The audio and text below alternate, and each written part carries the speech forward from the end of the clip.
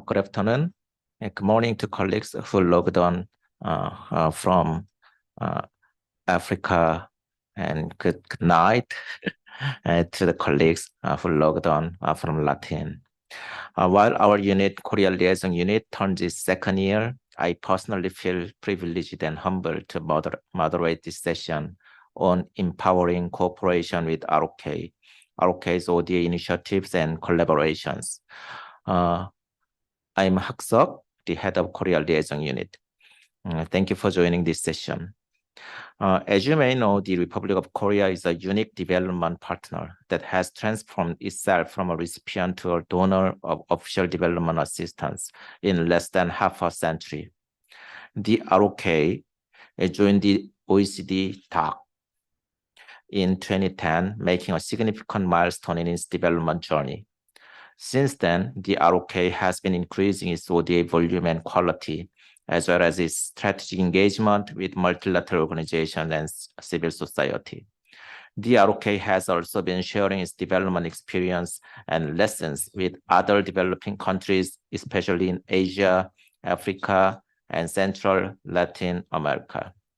The ROK's ODA initiatives and collaborations are aligned with the global agenda of sustainable development crisis, as well as the specific needs and priorities of its partner countries. Korea is committed to being a global pivotal state that actively contributes to addressing global challenges such as pandemics, climate change, food, and energy insecurity. In this session, we invite 3 representatives from Korea Maritime Institute, Korea Rural Community Corporation, and KOICA, respectively, to have more understanding of the Korea's ODA strategies.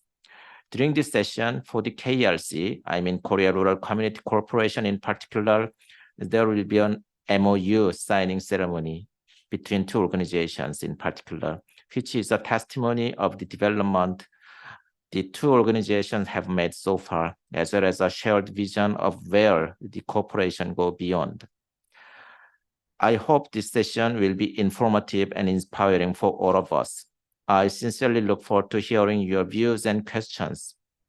Now, let us start the first session for Korea Maritime Institute, KMI. Let me invite Ms. Im Hae-ju, researcher of KMI, with a round of applause.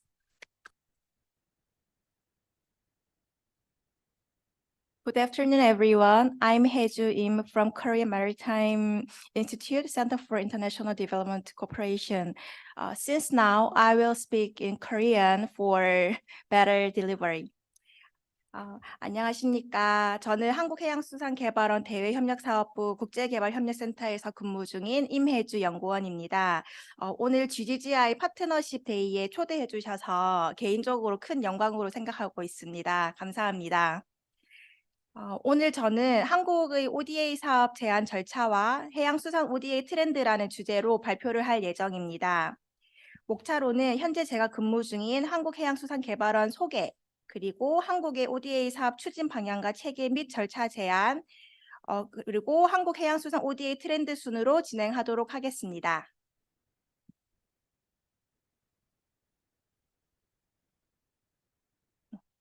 한국해양수산개발원은 한국의 해양수산 정책 수립과 국민 경제의 발전에 이바지함을 목적으로 설립된 국무총리 산하 경제인문사회연구소 소관 정부 출연 연구기관입니다. 해양, 수산, 해운, 해사, 항만, 국제물류 등 해양수산 제분야 과제를 종합적이고 체계적으로 조사하고 연구하는 국책연구기관으로 발전해왔습니다. KMI는 청색 경제를 선도하는 글로벌 경제 정책 연구기관이 되고자 하는 비전을 가지고 국가 경제와 국민 생활에 기여하는 정책 연구 수행을 위해 노력하고 있습니다. 이 슬라이드는 한국해양수산개발원의 네트워크와 관련된 슬라이드입니다. 1997년 이후 개소된 이후에 학계, 연구기관, 기타 정부 부처 및 국제기구 등 약 140여 개의 기관과 MOU를 체결하여 협력체계를 구축하고 있습니다. 네, 다음으로는 현재 제가 근무 중인 국제개발협력센터에 대해 소개를 해드리도록 하겠습니다. KMI 국제개발협력센터는 2017년도 해양수산부와 해양수산 ODA 사업 활성화 MOU를 체결한 이래 2018년부터 2020년도까지 해양수산 분야의 ODA 업무를 수행할 국제개발협력 전문 기관으로서 활동을 해왔습니다. 이후 2020년도 9월에 전문기관으로 지정되어 2021년부터는 해양수산 ODA 전문기관으로 현재 업무를 추진 중에 있습니다. 아래 보시는 사업들은 현재 저희 센터에서 추진 중인 그리고 완료된 주요한 사업들인데요. 간단하게 소개를 드리자면 해양수산 국제협력 컨퍼런스, 그리고 불법 비보고 비규제업 IUU, 관리 훈련 사업 등을 수행했습니다. 저희 센터는 주요하게 4가지 업무를 하고 있습니다. 첫 번째로 해양수산 ODA 전략을 수립하고 정책 연계 사업 발굴을 연구를 하고 국내외 ODA 동향 분석과 조사 등을 하는 연구 및 발굴 업무입니다. 두 번째로는 해양수산 ODA 사업 M&E에 관련된 지원 업무를 하고 있고 사업 관리 및 제안서 작성 등을 하는 사업 관리 및 평가, 그리고 세 번째로는 역량 강화 교육을 제공하고 전문가 인력 관리를 하고 있는 교육 및 네트워킹 업무, 그리고 마지막으로는 해양수산 ODA DB 관리를 하고 있는 정보 공유 업무입니다. 해양수산 ODA는 저희 전문기관이 속해 있기 때문에 총 4개의 업무 롤이 있습니다. 첫 번째로는 해양수산부는 신규 수요를 조사를 하고 수원국의 협력 사업을 요청을 수신을 하고 사업 우선 대상국을 선정 그리고 연간 계획 등을 승인을 해주는 역할을 하고 있고요. 저희 전문기관의 경우는 해양수산 ODA 전략을 연구를 하고 사업 관리와 평가, 자문단 운영, 해양수산 네트워크 구축 등의 롤을 가지고 있습니다. 그리고 수행기관과 자문단은 각각 사업 수행과 사업 M&A 등의 활동을 지원하고 있습니다. 네, 다음으로는 ODA 추진 방향과 체계 그리고 사업 제안 절차에 대해 설명해 드리도록 하겠습니다. 잘 아시겠지만 한국은 제2차 세계대전 이후에 가장 가난했던 최빈국에서 한강의 기적이라 불리며 공여국으로 성공한 개발도상국 성장의 모범 사례로 주목을 받고 있습니다. 1980년대 말 이후에 대외경제기금 EDCF와 한국국제협력당 코이카 설립을 계기로 해서 개발도상국 대상 지원 활동을 시작하였고 2010년도에 OECD 개발원조위원회 다크에 가입을 하게 되어 공식적으로 원조 수원국에서 공여국의 지위를 가지게 되었습니다. 2010년도 다크 가입 이후에 ODA 예산은 점진적으로 증가하는 추세입니다. 하단의 그래프를 보시면 아시겠지만 올해 ODA 예산 규모는 약 4조 7,771억 원 정도로 작년 대비 21.3%가 증가가 되었고요. 내년도 요구액 기준으로는 올해 대비 43.2%가 증가할 예정입니다. 이렇게 한국의 ODA 규모가 양적, 질적 성장에 부합하고자 21년부터 25년까지 한국 ODA는 중장기 계획인 제3차 국제개발협력 종합기본계획을 수립하여 ODA 추진 방향을 전략적으로 설정하였습니다. 자세한 사항은 슬라이드를 참고 부탁드리겠습니다.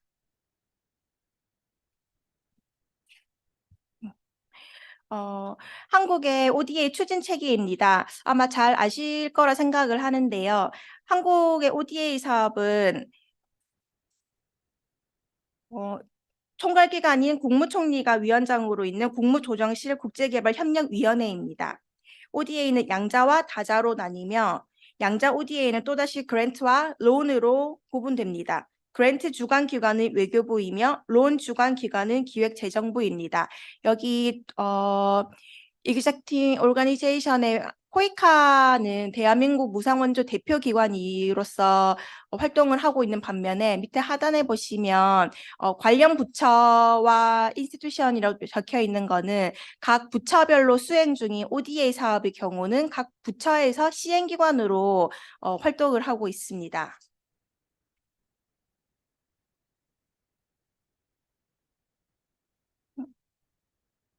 네. 그리고 그랜트 사업은 CPS라고 불리는 국가협력 전략, Country Partnership Strategy를 따릅니다. 선택과 집중을 통해서 ODA 지원 효과를 제고하고자 양자 ODA 재원의 70% 이상을 집중 지원하는 것을 목표로 중점 협력국을 대상으로 ODA를 추진해오고 있습니다. 밑에 하단에 보시면 총 27개 국가가 있는데요. 아시아의 12개 국가, 그다음에 아프리카의 4개 국가, 중앙아시아의 4개 국가, 그리고 센트럴 아시아의 4개 국가입니다. 예를 들면 네팔의 경우는 물관리 및 보건위생, 교육, 지역개발, 에너지가 중점 협력 분야로 되어 있습니다.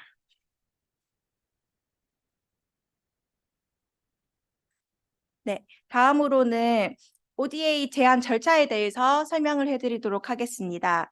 하나의 사업을 발굴하고 선정하기까지 통상 약 2년의 시간이 소요가 됩니다. 절차는 5단계로 첫 번째 사업 형성에 대한 논의, 두 번째 사업 제안, 세 번째 사업 심의, 네 번째 사업 확정, 다섯 번째 사업 착수입니다.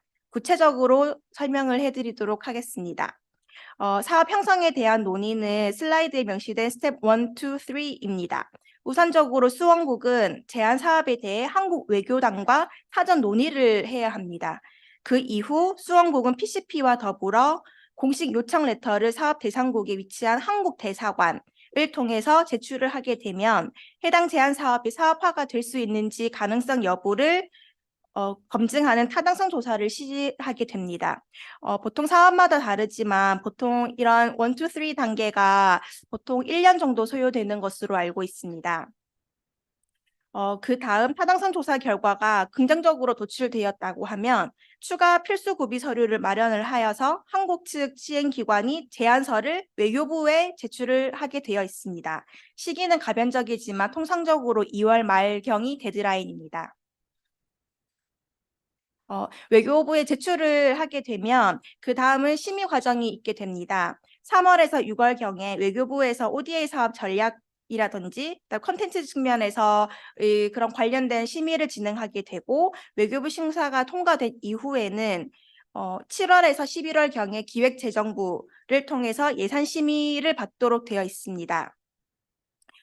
이후에는 연말에 국무조정실 국제개발협력위원회에서 최종 심의를 걸쳐서 제안 사업들을 연말에 승인을 하게 되면 그 다음 해부터는 수원국과의 계약을 체결을 하고 사업 착수를 하게 됩니다. 여기서 주요하게 그랜트 사업을 제안함에 있어서 3가지 주요한 관련 서류가 있습니다. 첫 번째 공식 레터, 두 번째 PCP, 세 번째 사회영향평가 설문지 샘플입니다. 우선은 공식 레터의 경우에는 여기 샘플을 보시면 아시겠지만 수원국의 수원총괄기관이 주재국에 있는 한국 대사관을 통해서 제출을 하도록 되어 있습니다. 그래서 제출하고 싶은 사업 수가 1개일 수도 있고 뭐 10개 이상이 될 수도 있는데요. 그런 리스트를 한 번에 정리를 해서 한 번에 제출을 하도록 되어 있습니다. 네, 두 번째 PCP에는 1번부터 10번의 내용이 담겨져야 되는데요. 이것은 이러한 포맷으로 작성을 하셔서 공문과 함께 제출을 하도록 되어 있습니다. 네, 세 번째로는 FS라고 불리는 타당성 조사인데요. 타당성 조사에 특정한 양식은 없지만 예시처럼 1번부터 8번의 내용을 포함하도록 되어 있습니다. 실제로 저희 KMI에서 수행을 했던 타당성 조사의 경우에는 보고서 양이 한 50페이지 정도가 됐었고요. 거기에는 뭐 현황 분석이라든지 스왑 분석, 그다음에 예산 분석 등도 포함이 되어야 합니다. 네, 그리고 마지막으로 사회 영향 평가 관련해서는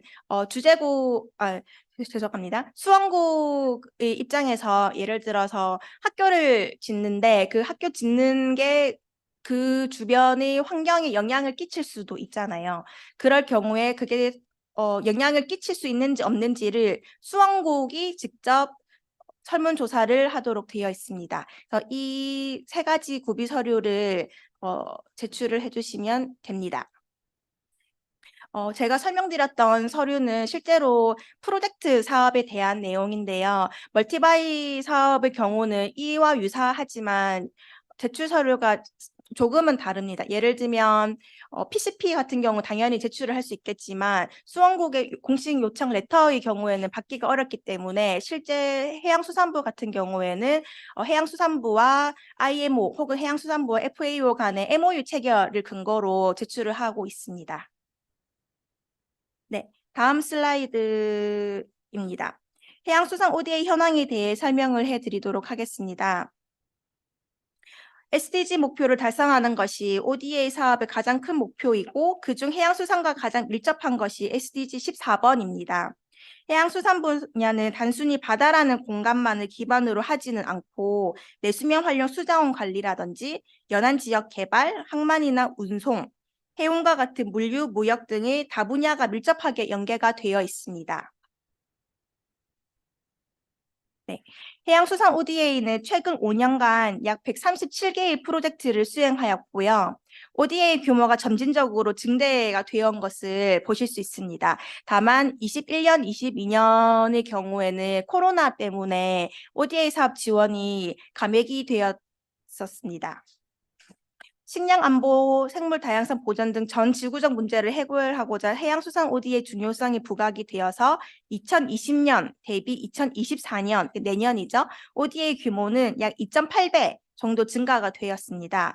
그리고 올해 대비 내년도 규모는 약 1.5배 증가될 전망입니다.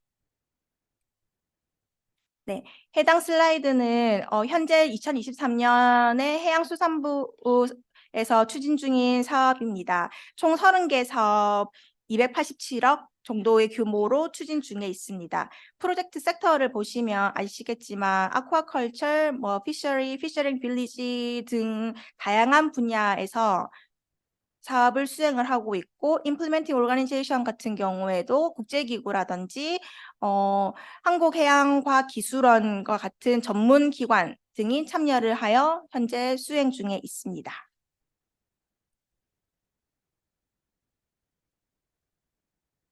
네, 18개 바이래터럴 사업과 12개 멀티바이 사업으로 구성이 되어 있고요. 사업 형태는 프로젝트랑 프로그램이랑 합친 숫자가 21개, 연수 사업이 4건, 기타 기술 협력 3건, 기타 2건입니다. 네, 마지막 슬라이드입니다. 해양수산 OD의 규모를 확대시키기 위해서 타 분야와 융합 사업을 발굴을 해야 한다는 필요성을 해양수산부에서 인지를 하고 있습니다.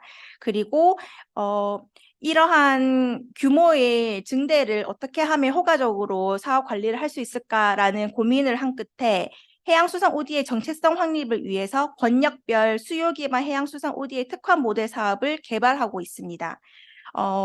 참고로 특화 모델을 말씀을 드리면 총 4가지 모델이 있는데요. 첫 번째로는 해양조사 관측 및 분석, 해양 생태계 복원 등과 같은 기후변화 위기 대응 체계 구축하는 것입니다. 두 번째로는 스마트 양식장을 조성을 하고 양식 기술을 이전하는 스마트 수산 양식 성장 기반을 조성하는 것이고요. 세 번째로는 항만 인프라를 개선하고 수산업 발전 및 수산인 양성 등을 하는 소규모 어촌 특화 개발, 을 지원하는 것이며 마지막으로는 해양 플라스틱을 예방하고 수거 및 운반, 처리 및 재활용 등의 과정을 지원하는 해양 플라스틱 생애 주기 관리입니다. 그래서 내년부터는 해양수산부에서 이러한 4가지 특화 모델을 위주로 사업 발굴과 형성을 할 예정이라고 합니다. GGGI에서도 2024년 제안 사업으로 피지, 퉁가, 바누아투 대상 저탄소 해상 교통 시스템 구축 사업을 제출한 것으로 알고 있고 현재 기재부 심의까지 통과한 것으로 알고 있습니다. 이 사업 이외에도 GGGI 측에서 좋은 사업을 많이 발굴하셔서 저희 센터 혹은 해양수산부와 지속적인 협력을 할 수 있기를 바라봅니다. 감사합니다.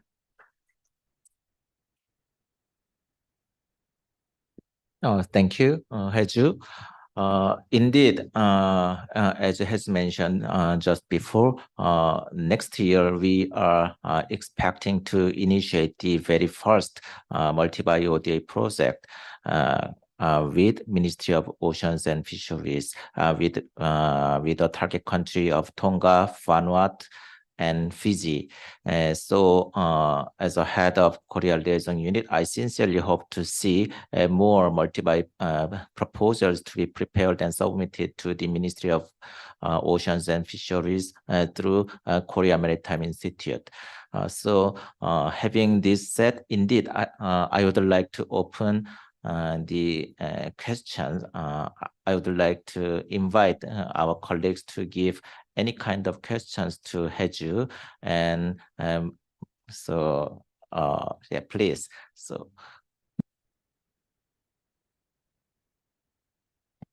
So maybe I need to break the ice. So I will give my first question in Korean. Yeah. 해수부에 사업을 제출하고자 하면 그 어떤 시기나 그런 게 있을 것 같은데 언제쯤 사업을 이제 제출을 받고 어떻게 이제 저희가 준비를 해야 할지 하는 그런 게 있으면 좀 알려주시면 좋을 것 같습니다.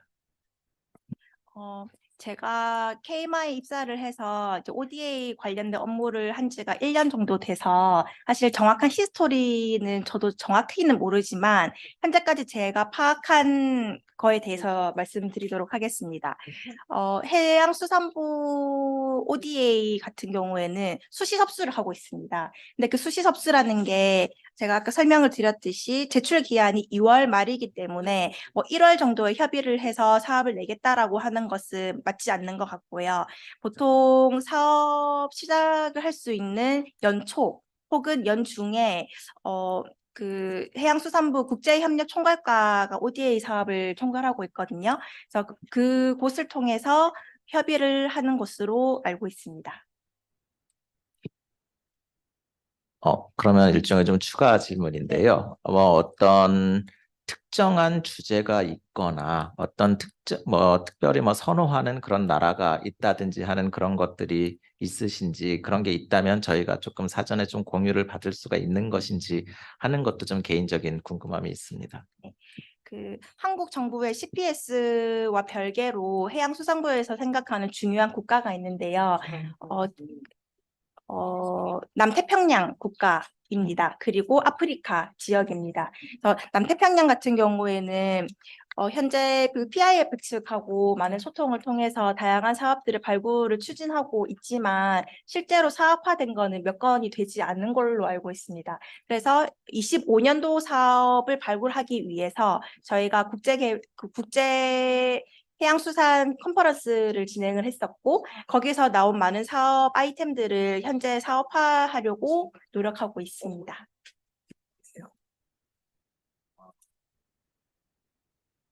So indeed, I'd like to have a couple of questions from the floor. So if you have any questions, please raise your hand, and so I'll give the floor to him.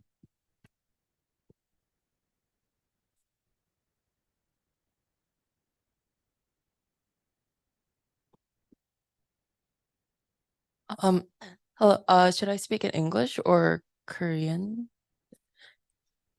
Okay. Thank you for your presentation. And I was just curious about what are the main barriers to like ODA projects in like marine environments, and how is KMI trying to like address or overcome such barriers to deliver like successful ODA projects? 해양수산 ODA 규모가 2020년도 죄송합니다. 2020년도 이후에 굉장히 증대가 되었기 때문에 사업 관리 측면에서 조금 어려움이 있었습니다. ODA 사업을 수행하는 것도 중요하지만 죄송합니다. 읽어야 될 것 같은데요. 네. 중요하지만 실제로 사업이 성공적으로 수행이 되고 종료를 하는 게 더 중요하다 생각을 하거든요. 그래서 현재까지는 되게 산발적인 사업 발굴 그리고 산발적인 사업 관리를 해왔다면 KMI를 통해서 지금 사업 관리를 수행을 하고 있는 그 기간 안에서는 사업 관리를 좀 촘촘하게 하려고 노력하고 있습니다.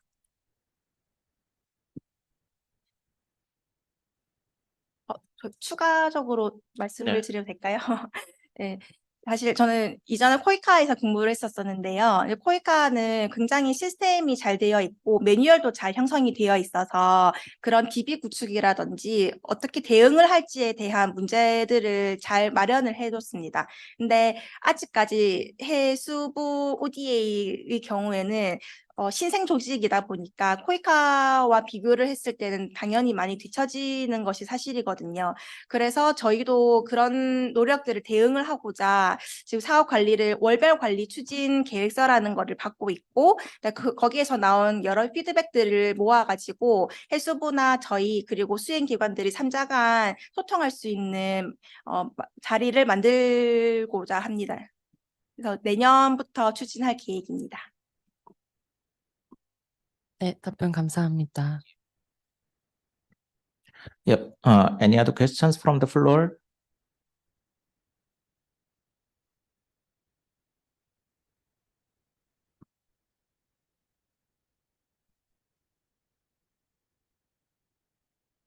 Thank you for the presentation. I have some question regarding mangrove reforesting. First, what is the technical function of mangrove reforestation? And the second one is, can green infrastructure can be combined with gray infrastructure as like a seawards or lock river embankment? 네, 맹그로브 사업은 제가 알기로 산림청과 해수부가 융합 사업으로 알고 있는데 그 사업을 언급하신 게 맞으실까요? 네, 맞습니다.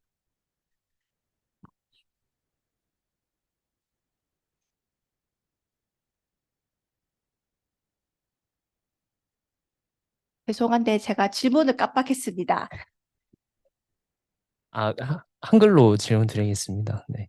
그 망그로브를 이제 그 숲을 재조성을 하셔가지고 사업을 진행하시면은 그 기술적인 이점이 어떤 것이 있고 진행하시는데 일종의 그린 스트럭처로 분류되는 망그로브가 기존에 있던 그레이 인프라스트럭처 예를 들어서 뭐 방파제라든지 그런 기존 구조물들과 어떤 조화를 이루는지 궁금해서 질문드리게 되었습니다. 사실 제가 그 사업 담당자는 아니어서 정확하게는 모르지만 제가 아는 선에서 답변을 드리겠습니다. 그 베트남 북부 지역에 남빈이라는 지역이 있는데요. 그 지역에서의 주된 소득원은 실제로 어획을 잡아서 수출을 하는 거라고 알고 있었습니다. 과거에. 근데 지금 기후변화나 여러 이슈 그리고 개발 문제 때문에 어종이나 이런 것들이 굉장히 줄어들고 있어서 거기에서 거주하고 계시는 어민들의 생계가 위협을 받고 있어서 산림청에서 맹그로브 숲을 지원을 해주면 그 아래에다가 조개를 양식을 해서 같이 융합해서 키울 수 있는 사업으로 저는 알고 있거든요. 그래서 관련해서 아까 질문을 주신 게 그린 ODA나 기술적인 측면에서 생각을 해봤을 때는 그런 친환경적인 접근이 될 수 있지 않을까라고 생각을 하는데 네, 제가 담당자가 아니어서 아는 거는 여기까지입니다. 죄송합니다. 네, 감사합니다. Yes, indeed. I'm expecting have additional questions from the floor. So if you have any other questions, please raise your hand.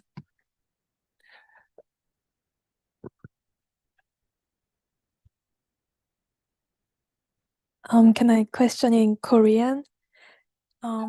네, 아까 그 주요 ODA 파트너 협력국으로 남태평양 지역과 아프리카 지역을 예시로 들어주셨는데, 특히 구체적으로 아프리카 지역은 사실은 대륙 국가들이 대부분이기 때문에 이 지역에 어떤 ODA를 실행할 수 있으며 또 ODA 선정 기준은 어떤 것이 되어야 하는지 좀 더 구체적으로 설명해 주시면 감사하겠습니다.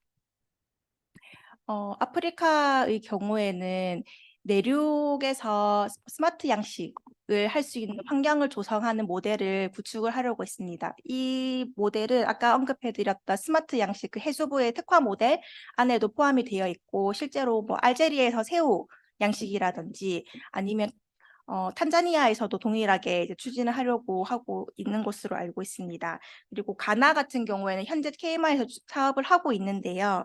여성 어업인 가공이랑 유통 역량 강화 사업을 진행을 하고 있습니다.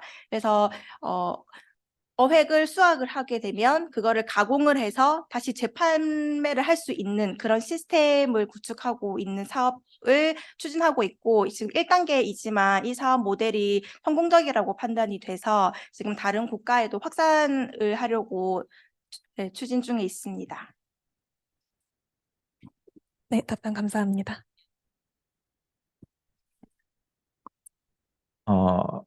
So I just want to check whether you have any more additional questions or not. So if not, so I'll give mine. But yes, please.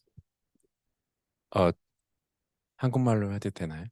그 해양이라서 여쭤보는 건데 얼만큼 relevance가 있을지 모르겠는데 그 국제 플라스틱 협약 보면은 해양 플라스틱도 큰 아젠다 중 하나인데 만약에 GGI가 지금 하고 있는 순환 경제 프로그램을 그쪽으로 익스텐드 하려고 하면서 이제 한국 정부랑 협의를 하려고 하면은 그러니까 코어퍼레이션 하려고 하면 어떤 식으로 방향을 잡는 게 좋을지 조언 주시면 감사하겠습니다.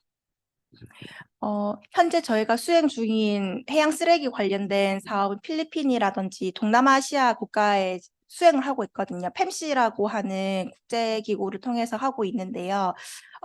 해양 플라스틱을 제거하는 사업 모델을 하고 있고 실제로 해수부에서는 이게 굉장히 성공적이라고 판단을 해서 모델을 확산을 하려고 합니다. 그래서 IMO랑도 해양 플라스틱과 관련된 사업을 발굴을 했고 내년도에 사업이 될지 안 될지는 아직 확정은 되진 않았지만 기재부 사업까지는 통과가 된 상황입니다. 따라서 제가 제안을 드리고 싶은 거는 해양 플라스틱과 관련돼서 그런 아까 설명드렸던 생애 주기 과정이 있잖아요. 그 중에서도 특화된 어떠한 부분을 조금 더 디벨롭 시키면 좋지 않을까 생각합니다.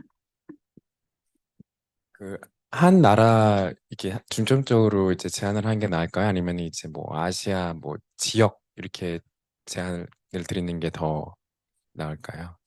사실 그거는 사업을 형성하기 나름인 것 같은데요. 현재까지 국제기구 사업, 그러니까 해양 플라스틱 사업과 관련된 국제기구 사업의 경우는 다국가입니다. 감사합니다.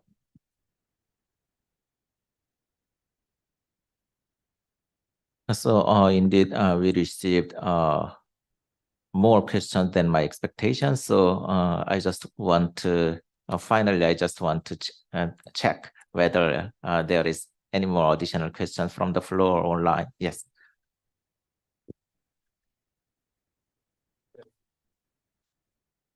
Okay. Hello. I'm Heinrich from GIZ, based in Bangkok usually. Just one question. To what extent are you also coordinating with other donors or looking at multi-donor initiatives in the field of oceans? And so, thank you. 해수부는 제가 알기로는 그 사업 추진 전략에 있어서 양자 사업보다는 국제기구와의 협력 사업을 더 많이 추진하려고 알고 있습니다. 그래서 예산 부분에서도 사실 저희가 뭐 조정을 할 수 있는 건 아니지만 해수부 차원에서 내부적인 우선순위는 국제기구 사업으로 알고 있습니다. 따라서 다른 뭐 도너를 찾는다든지 아니면 협력하는 구축 체계에 있어서도 국제기구와의 협력을 굉장히 선호할 거라고 생각합니다.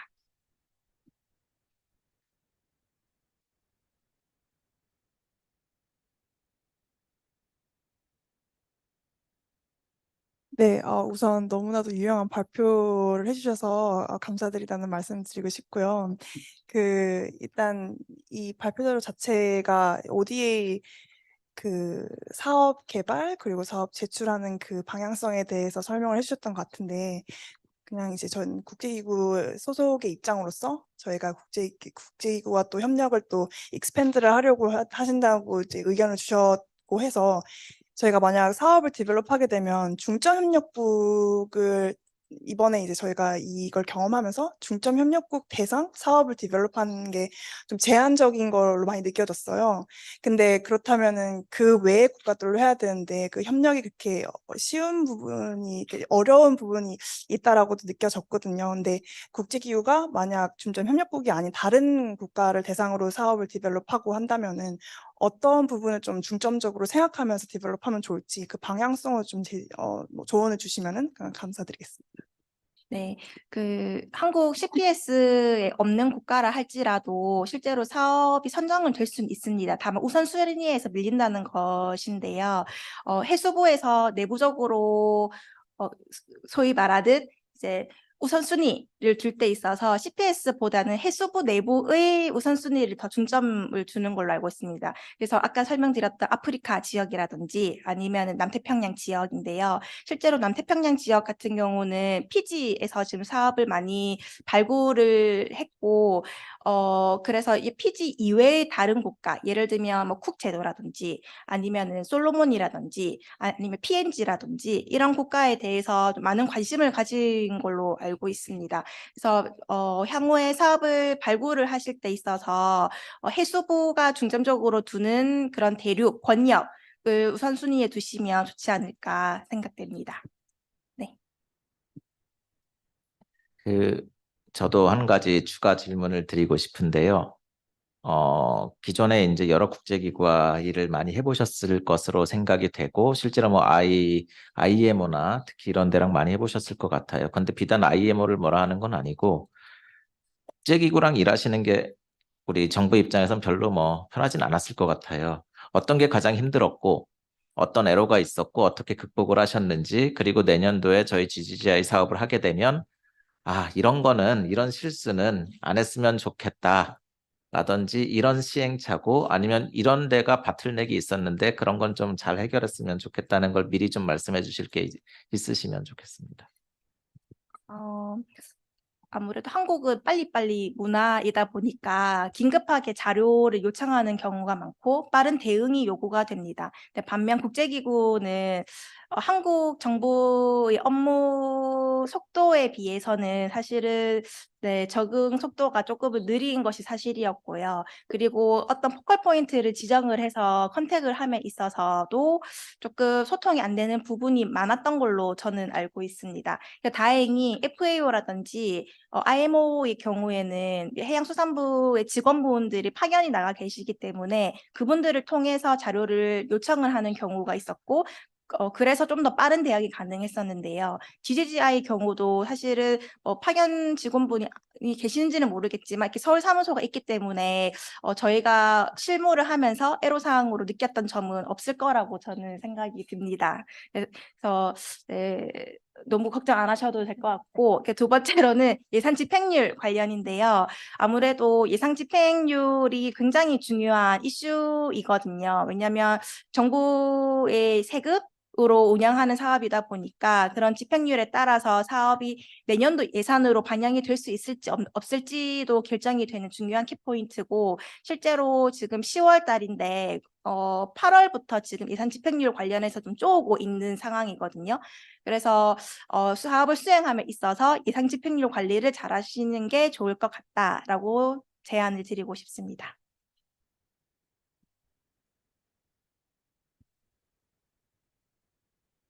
Since I cannot see any more additional questions from the floor and online, so I would like to give the last chance to Heju for her final remarks for this session.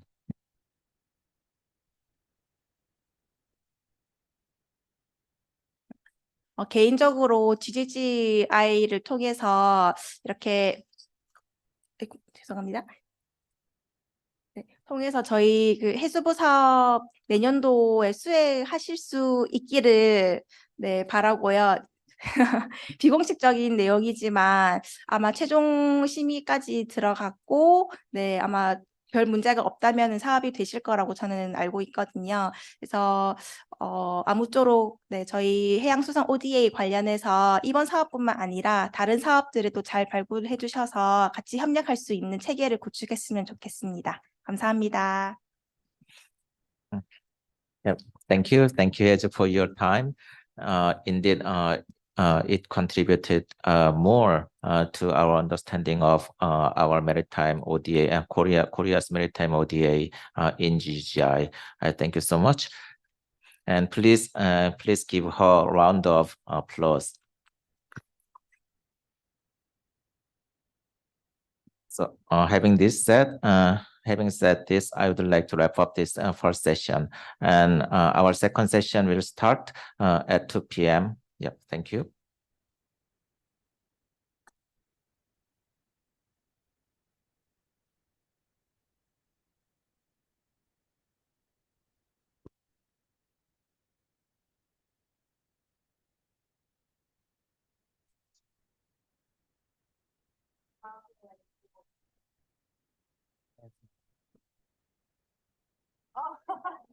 잘해야 할 텐데.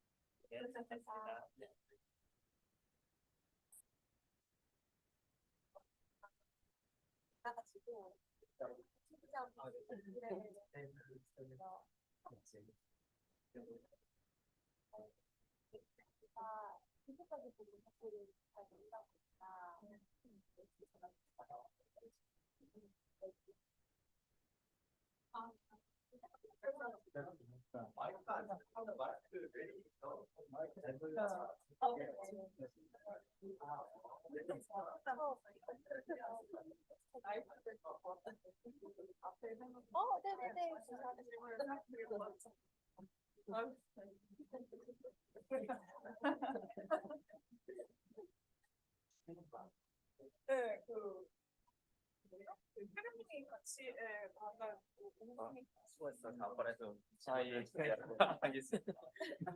지금 온라인으로도 이제 내가 이제 봤어. 제가 보게 됐습니다. 저희가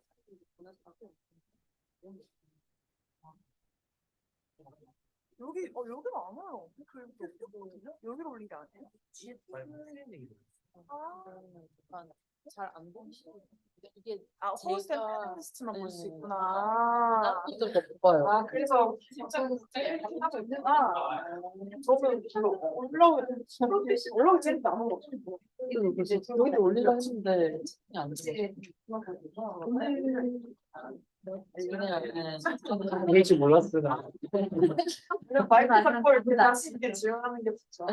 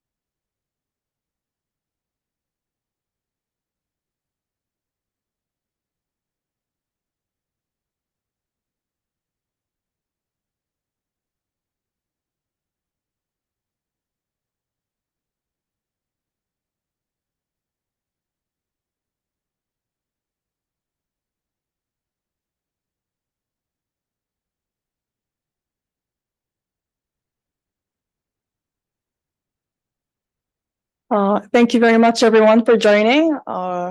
As we are just about to begin our MOU signing ceremony between KRC and GGI, please be seated. Thank you very much. Excellencies, ladies and gentlemen, GGI colleagues, thank you for joining the signing ceremony of the Memorandum of Understanding between Korea Rural Community Cooperation and the Global Green Growth Institute on the Green Growth Cooperation. Before proceeding with the signing, please allow me to invite His Excellency Park Tae-son, Executive Director of Agricultural Infrastructure Development of the Korea Rural Community Cooperation for his remarks.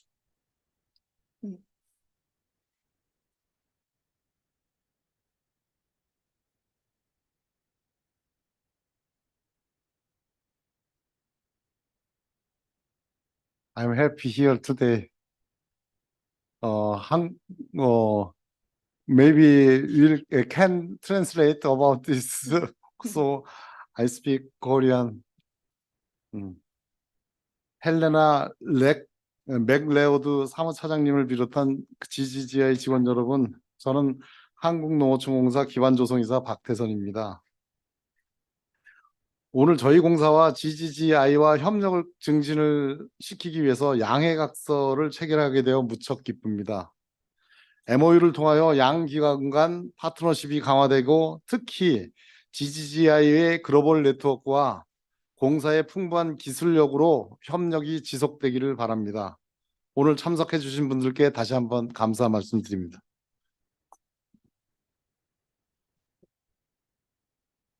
Thank you, Your Excellency. Next, allow me to invite Helena McLeod, our Deputy Director General of the Global Green Growth Institute, for her remarks.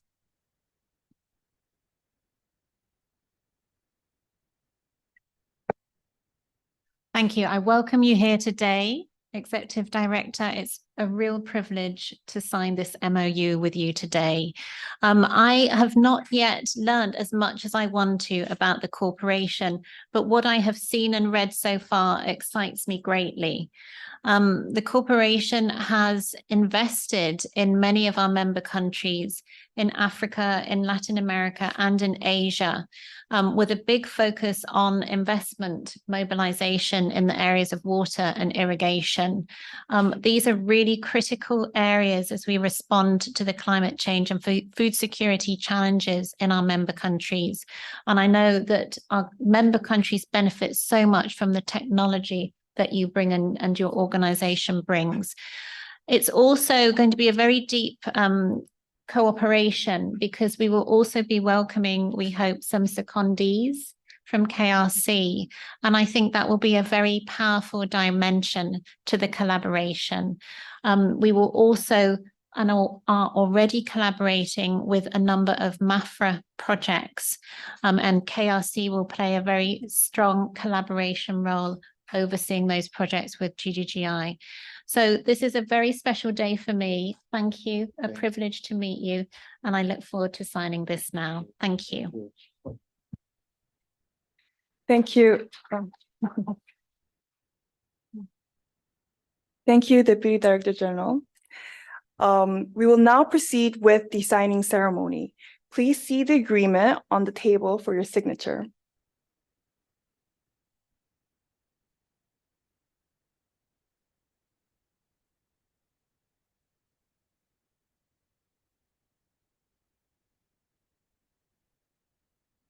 Now, please exchange the agreements for countersigning.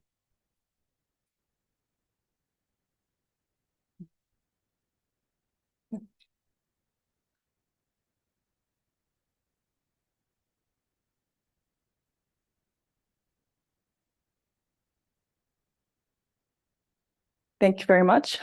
Now let us proceed with the photo session to commemorate the ceremony.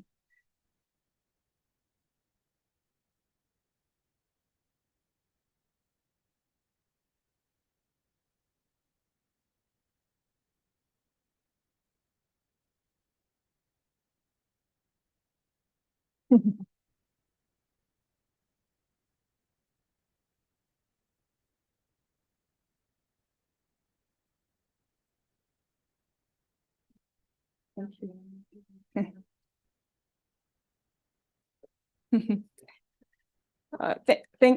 Thank you, Excellency, ladies and gentlemen. This is the end of the signing ceremony. Please, a round of applause for the signing of the MOU between KRC and GGGI. Thank you.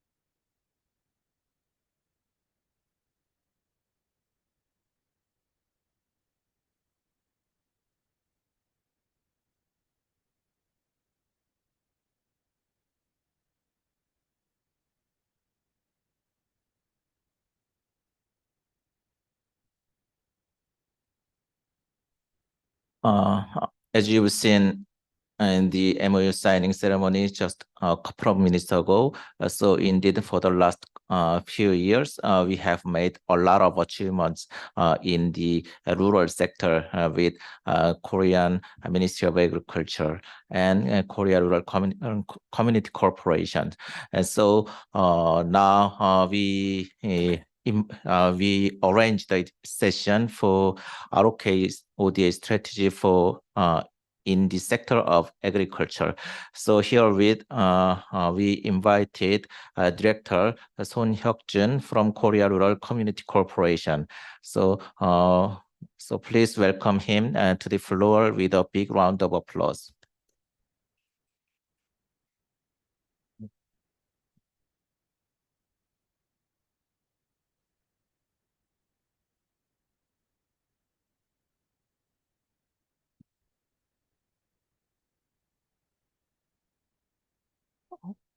It's nice to meet you, everybody. So my name is Hyuk-jun Son. The English name is Johnny Son. I'm responsible for ODA project for agriculture and rural development parts in KRC. KRC is organized by Ministry of Agriculture and Foods and Rural Affairs in Korean government.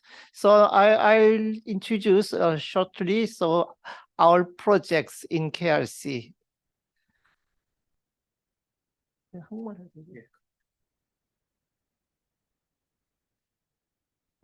저희 농어총사의 세 사업에 대해서 말씀드리겠습니다. 저희 첫 번째로는 농어총사의 오버뷰 사업에 대해서 간략히 말씀드리고, 그리고 ODA 프로젝트에 대해서 말씀드리고, 그리고 아프리카 사업에 대해서 요즘 K 라이스벨트에 대해서 조금 설명을 드리겠습니다. 저희 한국농어총사는 1967년부터 해외 사업을 시작해서 지금 해외 사업을 쭉 해오고 있습니다. 그래서 약 50년의 역사를 가지고 해외 사업을 해오고 있습니다. 특히 저희는 지금 여러 가지 분야를 하고 있는데요. 첫 번째가 이제 컨설팅 서비스라는 기술을 컨설팅 해주는 그런 분야의 서비스를 하고 있고요. 그 다음에 정부 정책 사업으로 Official Development Assistance, ODA 사업과 그리고 해외 민간 기업에 진출하는 것을 지원해주는 기업 진출 지원 사업, 그리고 자체 투자 사업, 그리고 외국인들 초청해서 연수해주는 그런 사업들을 저희는 하고 있습니다. 그래서 이 모든 사업을 저희 KRC에서 하고 있습니다. 이 해외 사업 현황인데요. 저희가 지금 22년 현재 16개국에서 37개 사업을 추진하고 있습니다. 그래서 크게 보면 기술 컨설팅을 해주는 사업은 저희 직원이 그 나라에 가서 장기간 있으면서 agricultural 댐이나 irrigation 채널이나 그 다음에 뭐 rural development 지역 개발 같은 그런 사업을 한 3년에서 5년 동안 현장에서 매니징하는 그런 기술 컨설팅 사업이 되겠고요. 또 한 축으로는 Official Development Assistance에서 ODA 사업으로 우리가 개도국에 원조해주는 프로그램을 운영하고 있습니다. 여기에 지금 GGGI도 같이 참여하고 있습니다. 그러면 해외 사업은 어떤 게 있냐면 지금 ODA 사업을 저희는 이제 국제농업협력사업으로 이름을 붙이는데요. 지금 주로 동남아를 기준으로 많이 하고 있습니다. 보통 CLMV 국가라고 해서 캄보디아, 라오스, 미얀마, 베트남을 주축으로 해서 필리핀, 인도네시아, 몽골, 그리고 이제 위로는 우즈베까지, 그리고 아프리카는 이제 모잠비크, 우간다, 에티오피아를 했고요. 그다음에 남미는 볼리비아 사업도 있습니다. 주로 이제 한국의 ODA 사업은 지금 사업이 규모가 지금 계속 커지고 있어요. 그래서 지금 올해가 우리나라 한국 정부의 ODA 사업이 한 4조 7천억 정도, 그러나 내년도에는 6조 한 4천억 정도로 전체 규모가 파이가 커집니다. 그래서 그 커지는 범위에 맞춰서 우리 농업 ODA도 한 2조 한 2천억 정도 늘어난다고 보시면 되겠습니다. 그래서 이 ODA 사업을 어떻게 지금 이제 추진을 하느냐라는 게 있는데 그걸 간략히 말씀드리면 이제 처음에는 수요 협의를 하고요. 그 다음에 이제 수원구로부터 그 나라 정부로부터 원조 사업이다 보니까 그 나라 그 개도국 정부로부터 PCP 프로젝트 컨셉 페이퍼를 저희가 받습니다. 대사관을 통해서 받아서 그걸 심의를 해서 feasibility study를 나가게 돼요. 이게 이제 사업이 심의를 통과하면 그 feasibility study를 나가 가지고 이제 사업이 되면은 그게 이제 사업하기 1년 전이고요. 당해 연도가 되면 ROD라고 해서 Record of Discussion, 그래서 TOR이죠. 상대국가 MOU 성격의 각서를 체결합니다. 그러고 나면 그 다음에는 저희가 사업을 현장에서 실행할 임플리멘팅 에이전시를 선정하고 사업을 수행을 하게 되고요. 그리고 나서 끝나면 사후 평가, 그리고 POC에는 애프터 서비스까지 해서 이런 사이클로 돌아가는데 보통 한 사업 2년 전부터 사업을 발굴해서 사업을 타당성 조사는 1년 전에 하고 이제 사업 한년 연도부터 보통 4년 정도에서 5년, 그리고 사후 관리까지 하면 한 1년, 1, 2년 정도 되니까 발굴해서 종료까지는 한 7년에서 8년 정도 총 토탈 피리어드가 그 정도 된다고 보시면 되겠습니다. 요 그림은 지금 저희가 하고 있는 사업을 그냥 사진을 보내드린 건데요. 이제 이리게이션 댐 같은 수자원, 농업용 저수지, 그리고 RPC, 그리고 이제 뭐 시범 파일럿 팜, 그 다음에 이런 뭐 농업 직업훈련, 농촌 지역의 직업훈련소 같은 이런 사업을 주로 하고 있고요. 그 다음에 뭐 이런 세미나 같은 초청해서 이미테이셔널 트레이닝 프로그램이라든지 아니면 뭐 식수 개발 사업, 이런 사업들을 주로 하고 있습니다. 그래서 이런 사업들에는 또 꼭 한국에서 와서 개도국 공무원들이 와서 트레이닝 프로그램 연수를 할 수 있는 2주에서 3주 정도 이렇게 현장을 다닐 수 있는 연수 프로그램이 꼭 붙어 있습니다. 실내로 요거는 이제 베트남의 채소 재배 사업을 저희가 11년부터 15년까지 이제 한국 돈으로 한 30억 정도 투자를 해서 한 사례가 있고요. 그럼 비닐하우스를 해준 거고요. 그다음에 요거는 남미의 볼리비아에 이제 볼리비아가 씨감자가 되게 그 원산지예요. 그래서 이제 볼리비아 감자 연구센터와 감자 생산량을 증대를 위해서 한국 기술자들이 가서 직접 재배하고 연구센터를 지어주고 해서 아주 볼리비아 대통령까지 참석할 정도로 아주 성공했던 사례입니다. 자, 그러면 최근에는 이제 그 한국 정부에서 K 라이스벨트라고 해서 지금 현재 대통령까지도 언급을 하는데, 아프리카 지역의 식량난이 특히 이제 라이스를 베이스로 하는 국가들이 쌀을 다 수입해서 먹어요. 그 기후가 이모작까지 가능한 충분히 기후 조건이 되는데도 불구하고 쌀을 태국이나 이런 데서 수입해서 먹을 만큼 재배 기술이나 그런 쌀을 재배할 만한 인프라가 없어서 그런 거를 지금 저희가 지원해 주고자 무상 원조 사업으로 아프리카의 ODA 프로젝트를 지금 하나 가나에서 하고 있고 내년도에 또 7개국에서 할 겁니다. 그래서 이런 지금 아프리카 그 사업 규모가 계속 쭉 관심도가 높아져서 지금 늘고 있고요. 그다음에 아프리카는 이제 다른 데보다는 이제 동부 쪽이 그 우간다, 케냐 쪽으로서 이스트 아프리카 쪽이 조금 더 예산이 상대적으로는 많은 것 같습니다. 그래서 지금 저희 공사에서는 그 아프리카 사업의 그 상태를 저희가 지금 동부 지역의 케냐, 우간다, 그리고 센트럴 쪽에 카메룬, 그리고 서부 쪽으로는 이제 가나, 그리고 세네갈, 감비아, 기니, 이렇게 해서 내년도에 이제 7 컨트리가 이런 라이스벨트 사업을 들어가고, 그 다음에 25년도에는 기니비사우, 그 다음에 코트디부아르, 그 다음에 시에라리온, 뭐 나이지리아, 이렇게 해서 2차 사업이 들어가게 됩니다. 저희 공사가 이제 ODA 프로젝트를 아프리카에 그동안 많이 한 걸 보여주고 있는데요. 뭐 모잠비크, DR 콩고, 뭐 가나, 카메룬, 르완다, 뭐 이런 에티오피아 이런 곳에서 여러 가지 사업을 하고 있습니다. 저는 이제 이 사업을 하기 위해서 이렇게 이 나라를 다 방문해 봤는데요. 각 나라별로 이렇게 특성이 있고 또 이런 사업이 다 성공하는 건 아니에요. 이게 좀 실패하는 경우도 있고 성공하는 경우도 있고, 간단하게 실패한 조금 아쉬웠던 사례를 말씀드리면, 르완다를 가니까 2012년도에 르완다를 가니까 양잠 사업, 누에고치 사업을 해달라고 그래요. 그래서 그거를 덜컥 받아가지고 와서 하겠다고 했어요. 근데 누에고치 전문가가 한국인 없습니다. 대부분 70대 후반 80대예요. 왜냐하면 우리는 누에고치를 이미 졸업했어요.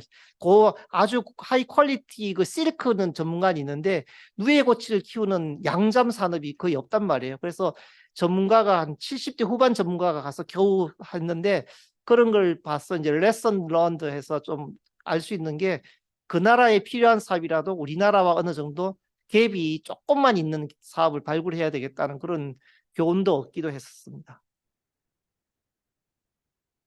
요거는 이제 모잠비크의 농업연구센터 이런 걸 지어줘서 하는데, 결국은 저희가 이런 건물을 짓는 이유가 농업 기술을 가르치고 그걸 가르친 기술로 농업 생산량을 증대시켜서 농가들이 소득 인컴이 인컴 제너레이션이 되는, 이걸 목표로 이렇게 건물을 짓고 기술을 가르치는 겁니다. 그래서 요거는 지금 카메룬에 그 농기계도 보급해서 농기계 사업을 해서 저희가 바둑판처럼 농경지를 만들고 용수로를, 콘크리트 용수로를 만들어 주고 거기에 농기계를 무상 지원해서 농기계 쓰는 법, 그 다음에 용수로 물 관리하는 법, 영농하는 법을 다 가르쳐 주고 농민들이 그걸 통해서 소득이 올라가는 그런 프레임으로 짜여진 사업입니다. 이런 사업들은 바이레터럴이라고 하는데, 카메룬 정부, 카메룬 농업부와 대한민국 농식품부가 같이 조인해서 하는 협력 사업의 형태입니다. 이것도 우간다 우간다 젖소 생산량, 우유 생산량이 우간다가 너무 열악해가지고 우리나라 젖소의 그 정액을 수출해서 한국형 젖소를 우간다에 태어나게 하는 거죠. 그래서 한국형 젖소가 여러 마리 태어나서 그 젖소로 하여금 우유를 많이 생산하는 그 젖소 종자를 개발하는 그런 사업도 추진했었습니다. 작년에 완료되었고요. 이건 에티오피아 사업이고요. 식품 가공 사업. 그래서 저희가 이제 라이스벨트를 이제 이런 거는 기존에 했던 사업이고, 라이스벨트를 이제 그런 케냐, 우간다부터 세네갈, 감비아까지 벨트로 해서 하는 이유가, 이 라이스벨트를 좀 말씀드리면, 저희는 한국농어총사는 인프라를 해줍니다. 그래서 농경지에 토목공사를 해주는 거죠. 반듯하게 농경지를 만들고 용수를 내주고 또 쌀을 재배하려면 물이 있어야 되잖아요. 그래서 강물을 양수장을 펌핑해서 물을 공급해주는 그런 가장 기본적인 인프라를 해주고요. 그 다음에 그 농촌진흥청, 그 RDA라고 있습니다. 그래서 그 농촌진흥청에서는 전문가가 가서 seed productivity, 그래서 종자를 생산량을 늘리기 위한 품종 테크놀로지, seed 테크놀로지를 기술을 가르쳐줘서 그 종자를 농가에 보급하는 그런 시스템을 갖고 있는데, 여기서 이제 GGGI라든 이런 국제적인 네트워크를 가진 국제기구에 저희가 협조를 요청하는 게, 그렇게 생산된 우량 종자, 한국형 K 종자, 소위 말해서 그런 종자가 그 나라에 보급이 돼야 되거든요. 보급이 되고 그걸 모니터링을 해야 돼요. 그러면 그거는 저희가 사업은 인프라 조성하고 나면 사업이 끝난단 말이에요. 그래서 그런 거기에 상주에 있는 이제 국제기구 네트워크를 이용해서 그런 종자 보급과 주민들이 잘 쓰고 있는지를 포스트 매니지먼트 할 수 있는 그런 쪽에 GGGI 같은 국제기구의 협력을 저희가 좀 요청하고 있는 상황입니다. 그래서 요거는 지금 보시는 거는 가나의 아크라의 이제 K-라이스벨트 첫 번째 사업은 이렇게 하고 있고요. 요거는 이제 저희가 농경지를 만들고 산업기술진흥원이 이제 태양광을 이용해서 전기를 생산해서 양수장을 돌리고 농촌진흥청이 품종 개발하는 이런 사업 모델을 가지고 있습니다. 그걸 토대로 저희는 이제 ODA 사업뿐만 아니라 그 가나 지역의 볼타 레이크라고 아주 큰 호수가 있는데 거기에 관계되는 한 15만 헥타 정도의 엄청난 땅을 개발할 만한 그런 계획을 갖고 있어요. 그 저희가 자본을 투자한다는 게 아니라 월드뱅크나 이런 국제기구의 론 자금으로 그 가나 정부가 사업을 시작하면 저희가 거기에 가서 기술력을 제공, 기술을 컨설팅을 해주는 그런 사업까지도 지금 구상을 하고 있습니다. 그래서 이상으로 저희가 하고 있는 해외 사업과 그리고 ODA 사업, 그리고 특히 이제 K-라이스벨트 사업을 지금 간략하게 설명드렸습니다. 특히 K-라이스벨트 사업은 내년도에 한 아프리카 정상회담이 내년 6월 달에 아프리카 대통령 53개국 대통령을 초청하는 행사가 있거든요. 그 행사에 별도 세션으로 해서 아프리카 정상들과 농업부 장관이 왔을 때 한 번 더 의제로서 다뤄질만 하다고 지금 외교부에서 그렇게 논의되고 있는 걸로 알고 있습니다. 그래서 그런 행사에 이런 GGGI 같은 이제 국제기구나 저희가 협력할 수 있는 방안이 더욱 있었으면 좋겠습니다. 그런 맥락에서 오늘 또 MOU를 체결했고 양기 간의 협력이 더욱 강화되기를 바랍니다. 감사합니다. Thank you.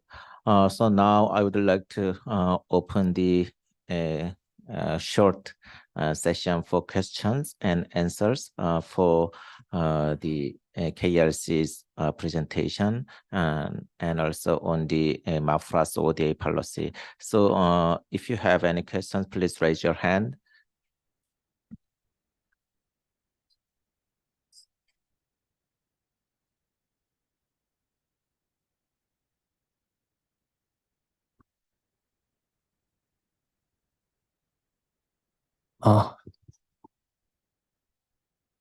Thank you for the excellent presentation. For better communication, I will use Korean. ODA 사업을 진행하셨을 때, 뭐 예를 들어서 댐을 짓는다든지 아니면 기술적 교육을 해주신다고 제가 들었었는데요. 그 만약에 이제 사업의 성공을 판단하는 지표가 어떻게 되는지 궁금해서 한번 여쭤보고 싶습니다. 네, 질문 감사합니다. 저희 성과 지표는 대부분 대략적으로는 일단 그 SDG 고를 목표로 하기 때문에 주민들의 소득을 증가하는 게 가장 프리오리티가 있고요. 그 소득을 증가하려면 결국 농업 생산량이죠. 농업 생산량이 늘어났거나 그 생산 그 농산물의 그 퀄리티가 높아져서 퀄리티의 단위 킬로그램당 비포 애프터가 처음에는 뭐 쌀이든 뭐든 뭐가 이게 1,000원을 받았는데 이게 5,000원이 됐다든지 그 생산 단가가 높아졌다든지 생산량이 늘어났다든지 그걸 통해서 농가 소득이 올라갔다는 걸 가장 첫 번째로 합니다. 그 외에도 이 사업을 통해서 처음에는 이 지역 주민이 이제 소득이 늘으면 주민들이 인구가 좀 증가하잖아요. 그래서 처음보다 그 사업 대상 지역의 인구가 늘어났다든지 그리고 이 사업을 통해서 식량 문제라든지 이런 게 좀 영양 상태가 개선되었다든지 그런 류의 사이드 이펙트까지도 고려하고 있습니다. 그래서 가장 중요한 거는 소득과 그다음에 생산량, 생산 퀄리티 뭐 이런 거라고 말씀드릴 수 있습니다. I would like to take one more questions to Mr. Son Hyuk-jun as agreed before. So in consideration of the limit of the time, so I'll give my floor to him. Thank you. I can only ask in English. Apologies. One question is, to what extent are you considering also climate change considerations in your support? So thinking both on mitigation, methane, etc., as well as also dealing with climate risks. Thank you.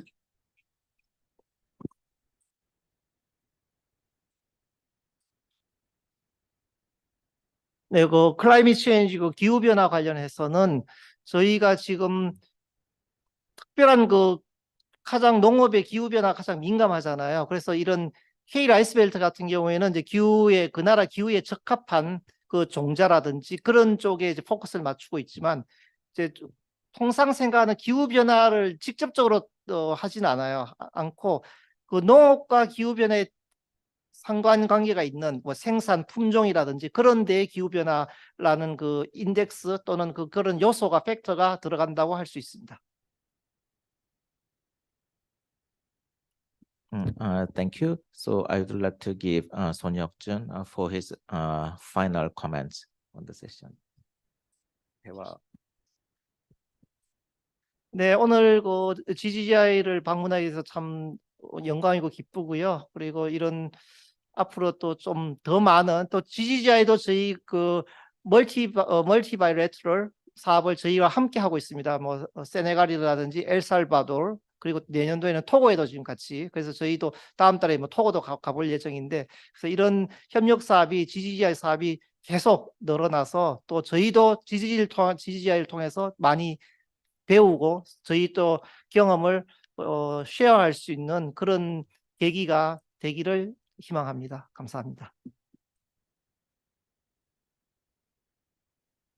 Thank you. I would like to wrap up this session with it. And our next session on KOICA will take place in 10 minutes. Thank you. 감사합니다.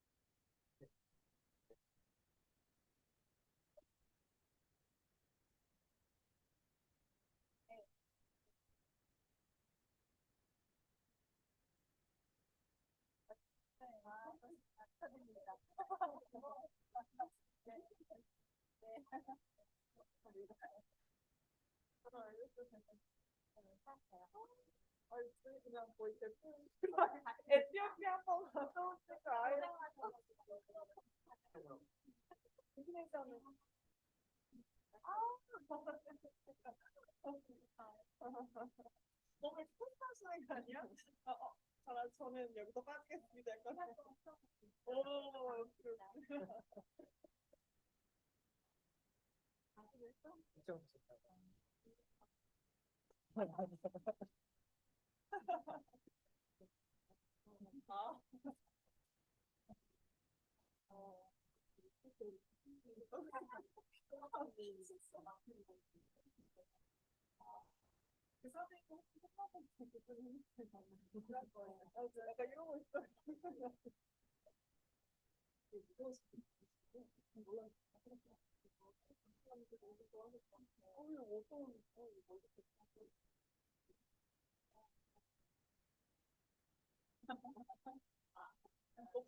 너무 솔직한 팀장님의 매력이 솔직한 게임이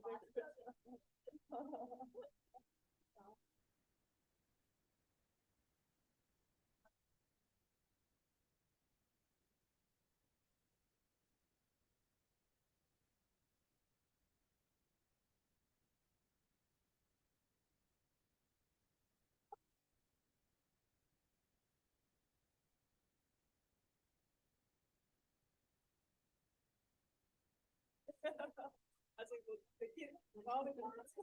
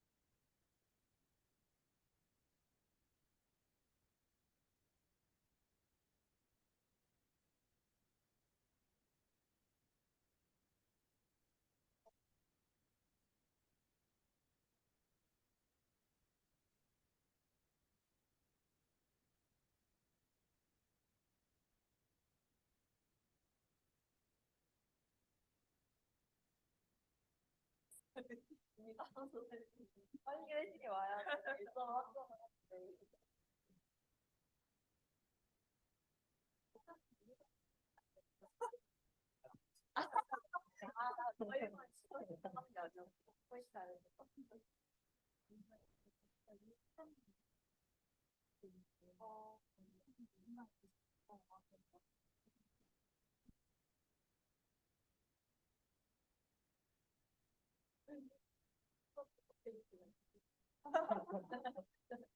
반영을 하면서 거기가 약간 얘기 틀렸어요.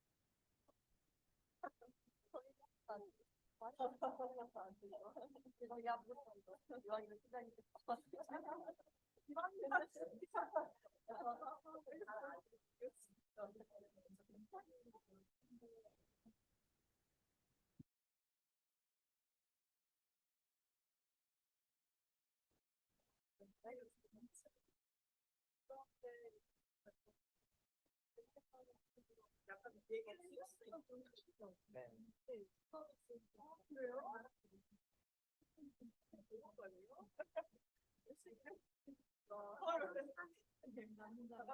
다 같이 공성권이 점심 먹고 들어온 신출파가 어떤 얘기가 필요해서 이렇게 진짜 안 했어. 시간대 그런 식으로 약간 너무 그리고 거기도 이력하니까 신기했나 봐. 너무 제가 잘못된 걸 잘해가지고 이 친구가 잘못 생각했거든요.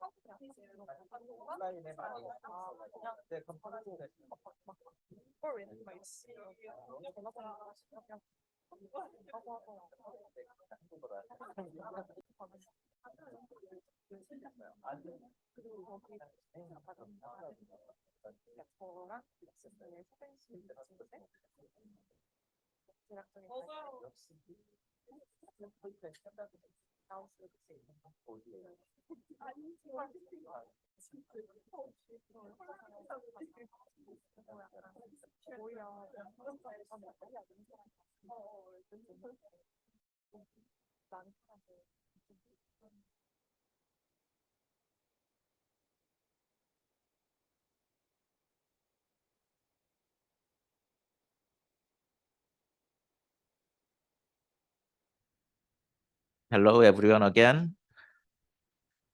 So indeed, now I would like to open our today's last session, so which is about GGGI KOICA Corporation. So now I would like to invite Jihi, director from KOICA's Climate Change Bureau. So here, Jihi, please introduce yourself. Thank you. My name is Jihi Kim. I'm the Director of Climate Change Response Team from KOICA headquarters. Before I joined the climate team at headquarters, I was the country director of Fiji. So I had experiences in Fiji with Daniel and Katrina. So I think I know GGGI, and so I'm very glad to be here. And I'm going to introduce KOICA's work with GGGI in the field of climate change. Thank you. So now today's session will start with Jihi's presentation on KOICA's project, and then we will have 20-minute questions and answer sessions. So now floor is yours. Thank you. So I'll just briefly introduce you about KOICA. So as you know, KOICA is a grant aid agency under the Ministry of Foreign Affairs, and we were established in 1991, so it's over 30 years.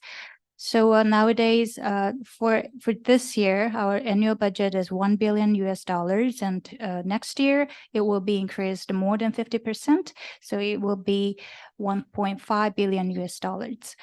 So this is quite significant amount because other ministries' budget for ODA has been decreased, but KOICA's has been increased significantly.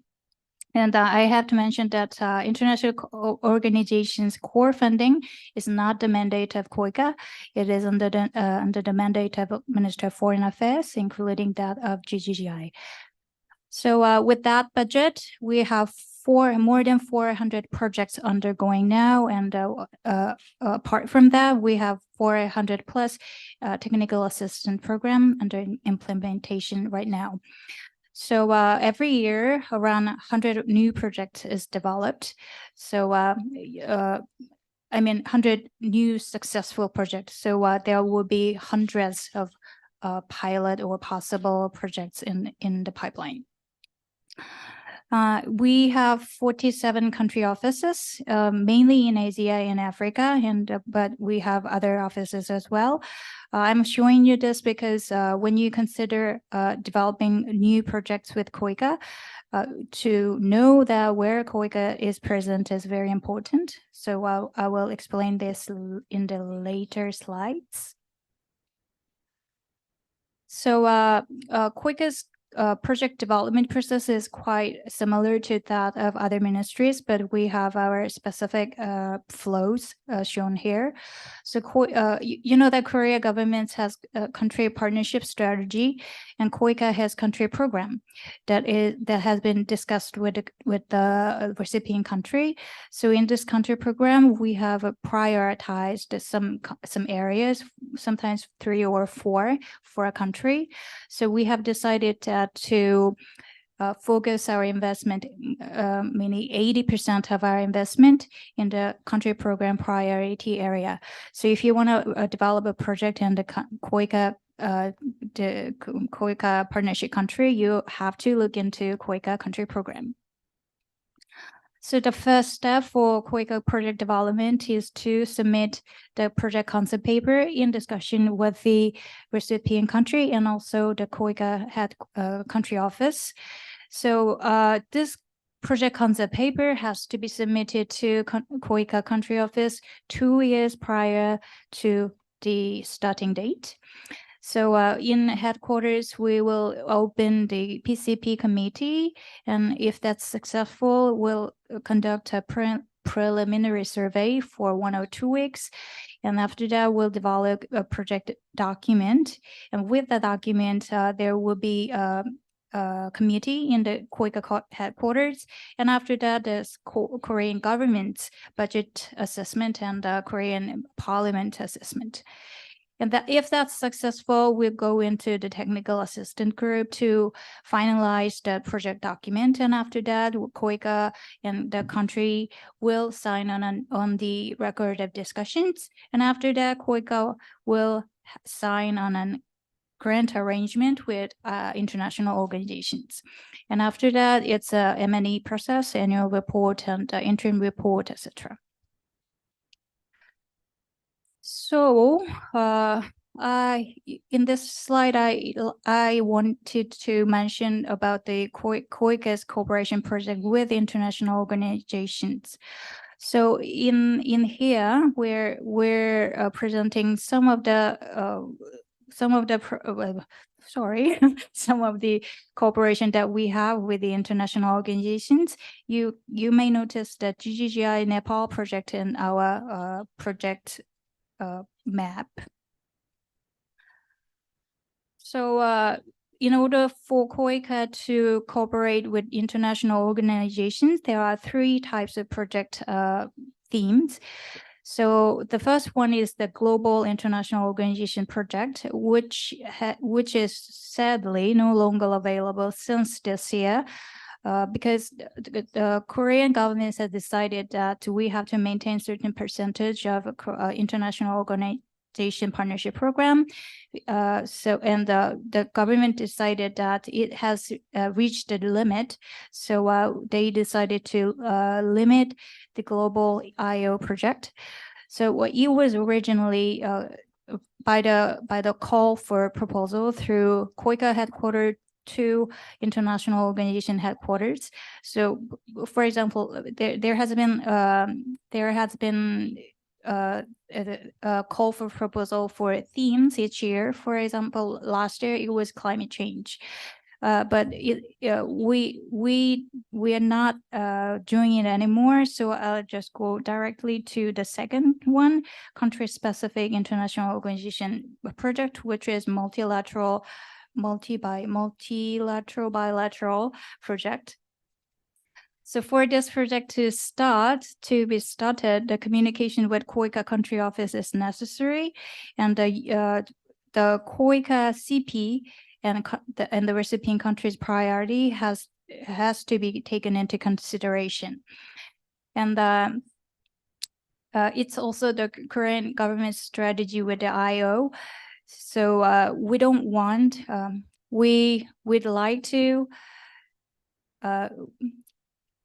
to see more projects where KOICA or Korean embassy is not present. For example, I showed you before that KOICA has 47 country offices. Within those 47 countries, KOICA would like to implement our project by ourselves. But with other countries where KOICA has no country offices, we'd like to get more help from the international organizations. So GGGI also can offer and suggest a project where KOICA office is not present. And like other projects, you have to submit the project proposal until 2 years before you want where you want to start your project. And the other project that I can mention is the conflict-prone and vulnerable countries international organization project, which is quite handy for you because you can start this project within the same year that you submit the proposal. But there has been certain limitations for this conflict-prone and vulnerable countries project, because we have pre-selected 38 countries. You have to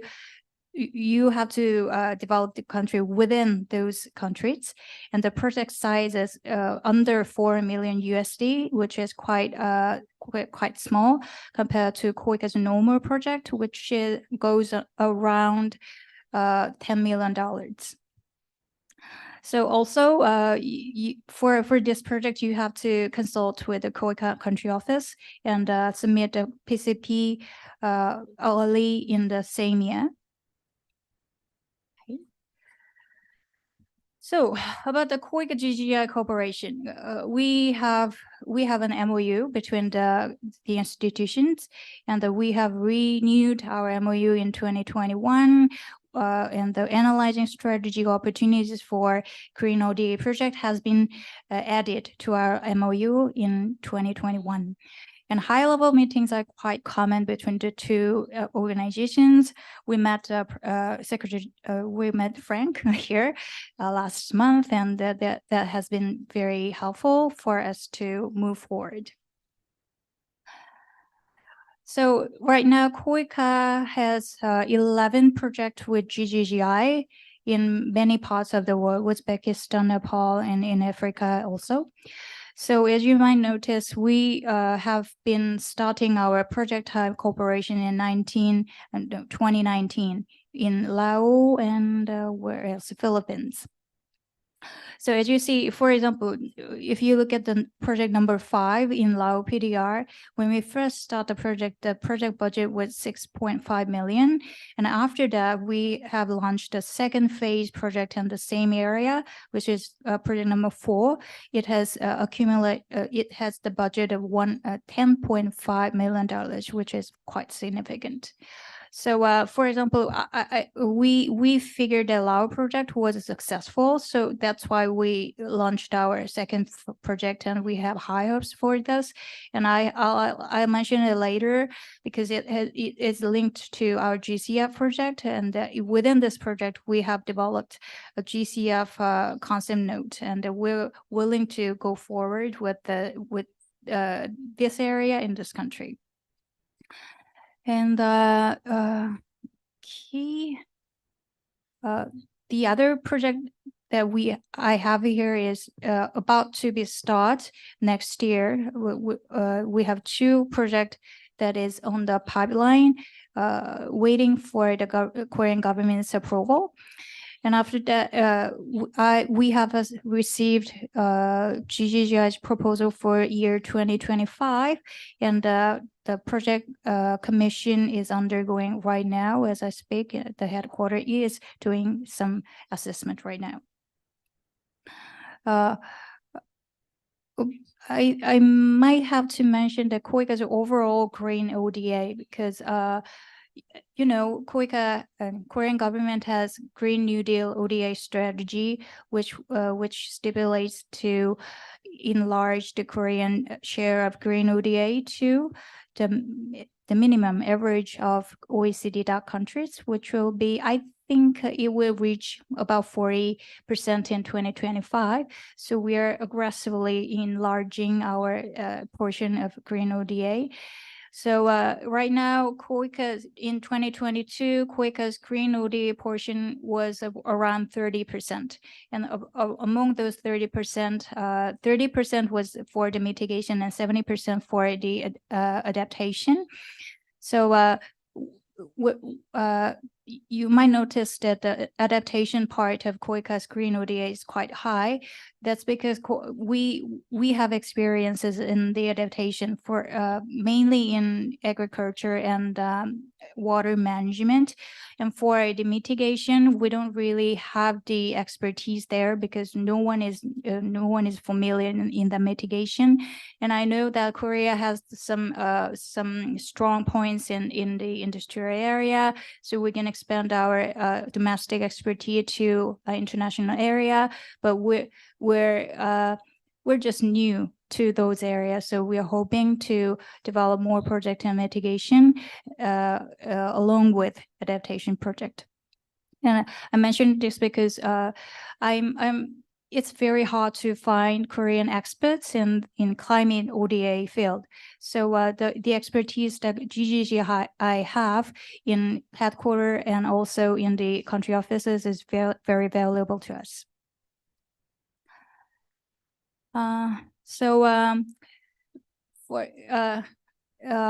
have mentioned this KOICA GGGI project, and I have to mention that my team, climate team, is not directly managing these projects. These projects are firstly managed by our country offices and then our regional office and headquarters.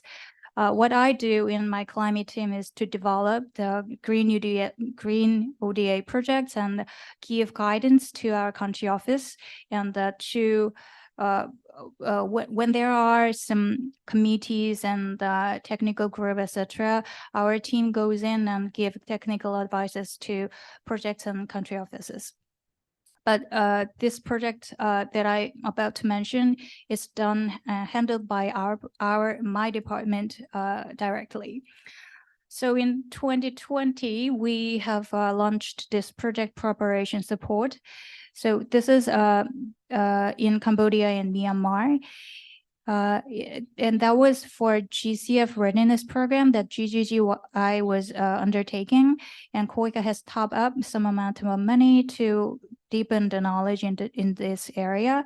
So in Cambodia, it's about green mobility, and in Myanmar, it's e-buses, NBS, bioenergy resource recovery, etc.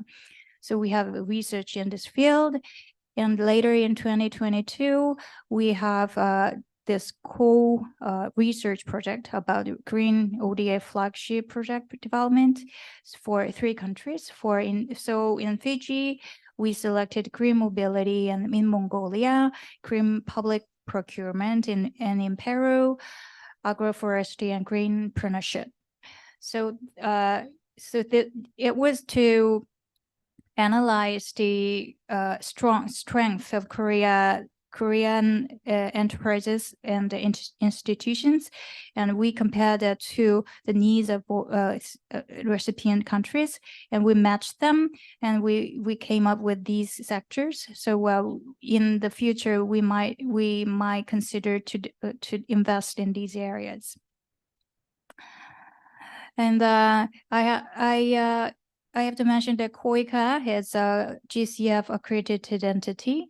So I know that GGGI has a lot of experiences with GCF delivering readiness to deliberate partner and other TAs. So KOICA has been newly accredited in 2021, and our accreditation is effective through 2022 to 27. But since KOICA has been operating solely on the government funding, this type of cooperation with GCF is very new to us, and we don't know how to do it. So we needed GGGI's help, and we needed to have a co-experience with GGGI, GCF, and the partner countries. So KOICA has been accredited as an AE, only to deliver grant project management, and our project has to be $50 million and under. So with GGGI, we are developing GCF project pipelines. So in 2022, we and until now, we are doing Indonesia and Ethiopian project together. So in Indonesia, it's sponge city and water management in the new capital and surrounding areas. And in Ethiopia is flood management in the Addis Ababa and Jimma. And after that, we came up with this idea that we might need to take some time to develop GCF projects, because GCF is very demanding. They demand a lot of data, and their guideline for the climate rationale has been very new to KOICA, and we had to invest more time and energy in this. So we in consultation with GGGI, we are developing GCF pipelines in Philippines. It will take some time. So in Philippines, we are doing this NBS and agri waste area. So GCF project is a long-term project for us, because normally when KOICA develop a project, it takes about a year, and then a year to get the Korean government's approval. But for GCF project, for KOICA, it takes about 3 years. And after that, GCF Secretariat and the board review takes another 2 to 3 years. So it has been very challenging for us, but we're very happy to have GGGI with us by our side.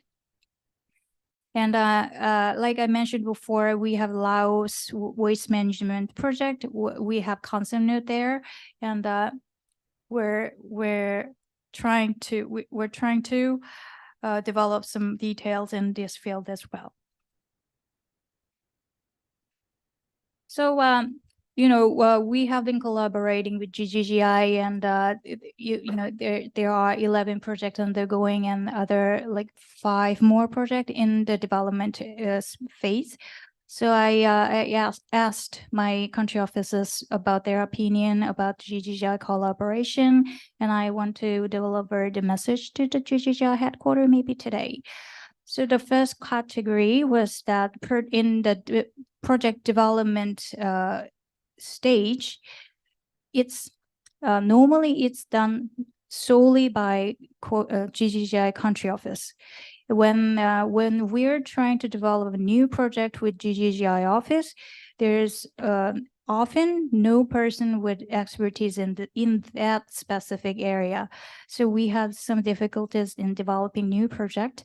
So when country office in the field, when KOICA and GGGI country office has some agreement on such a sector, I need GGGI headquarters or personnel with expertise to help developing this project and design the project in the right manner and in consideration of KOICA's needs and also country's needs. So, for example, we need someone to look into the project proposal that you're submitting to KOICA country office. And also after that, when KOICA conducts preliminary survey, we need somebody who knows the area in the field to answer the question that the team has. And after that, when we develop the project document, we need somebody to control the quality of the project document. And the second difficulty that my team has been experiencing is the recruitment takes a long time in GGGI. So after the arrangement, grantor arrangement with KOICA and GGGI starts to start the recruiting process, which takes sometimes a year. So for a year until the right person comes up to the field, the project just stops there. We wait for the personnel to arrive on the field. So that has caused some delays in our project. So maybe we can expedite the recruitment process, or we can start the recruitment process early on so that we can minimize the delay. And also, I noticed that there has been some replacement of the personnel, and also that sometimes that has caused a delay. And even after the replacement, there has been some malfunction. I don't know what to call it, but smooth. The handover between the personnel has to be smooth. So I know that KOICA has the same problem, but I'm just asking GGGI to take this matter into consideration. And the third one is the communication. Communication with KOICA country office is very, very important. We want to know all about the project. So don't wait until the problem occurs. Just discuss the problem early on with our country office. And the common comments from our country office is that when GGGI discuss some matters with the government or others, sometimes KOICA has been left out. So when KOICA finds out the news through other channel, it has been very not easy to deal with. So whenever there is a certain issue within KOICA project, you have to consult with the KOICA country office first. And I have to mention this, KOICA is under the Ministry of Foreign Affairs, and in field offices, they work very closely with the Korean embassy. But Korean embassy is not KOICA country office. So it's two different organizations, so you have to consult both of them. And the fourth category is about project management. I know that it is true also for KOICA, the field office is short for everything, short of personnel, short of budget, everything. So I'm requesting GGGI headquarters to give more support to the field office. Give them the resources, give them personnel, give them some time, please. And I mentioned this field office. You have the GGGI country office in the capital, and sometimes we need to open another field office in the real field, when in the rural area, in the mountainous areas. And I noticed that sometimes to open a field office has taken a lot of time, and there has been a lot of administrative work, and it was not easy to find someone who would willing to spend their time in the lonely field office. So I'm just mentioning it. And unfortunately, in every organization, there there could be some personnel who is underperforming. We have noticed some cases, and in that case, I need the country office and headquarters attention to this personnel and give them support that they need. And COICA is very strict about the adjustment of the original planning. So whenever a small adjustment, small needs for the adjustment to the original project document, you have to report to the country office so that they can give you the right process. They can notice you about the right process and about the, sometimes they need written approval, etc. So you need to work with them about that. And about the final comments is about the Korean engagement. COICA is a Korean organization, so we need Korea to be seen in the field. So whenever you do something, you for example, when you publish some kind of document, the COICA has to be there. When you discuss some issues with government, COICA has to be mentioned. And it's very important for you to understand Korean government's needs and context that we're requesting the project. You have this Korean team here. They know perfectly what COICA is talking about. So when you have any doubts, you can consult to COICA Korean team here. They know what we need. And COICA is discussing KMCO, COICA multilateral cooperation offices to GGGI offices. I know that 6 office already has KMCOs and more is coming on the way. So you need to utilize those Korean personnel as a liaison officer between COICA and the GGGI. So you can deliver your needs through KMCO or Koreans, and we will do the same to you. And one of the more comments that I received from the country office is that there are Korean personnel in GGGI. Some of them are KMCO, some of them are consultants, and some of them are regular staff. And they noticed that if they have Korean personnel in the management level, it would be very it should be very easier for them to communicate and the design or implementation process. So if it's possible, consider hiring Koreans or utilizing Korean person in the management level in the implementation process. And last comment that I have is share your experiences. So I've been, for me, my team has been doing this GCF development project in different countries. And sometimes I feel like that those country offices don't communicate. So the comment that I had to be re-delivered to another office. So this is a very good opportunity to share our experiences. So maybe later on we can organize another session between the GCF countries and or Korean ODA projects on. So I think that's it for me, and thank you very much. Thank you, Ji. So you are very punctual, and I found that this is the COICA standard for us as well. So indeed, you gave us a lot of homeworks and suggestions to be taken care of and to be taken into our considerations as well. So herewith, I would like to open the Q&A sessions. So if you have any questions, please raise your hand and we'll give microphone to him. Thank you for your informative presentation. I have a question.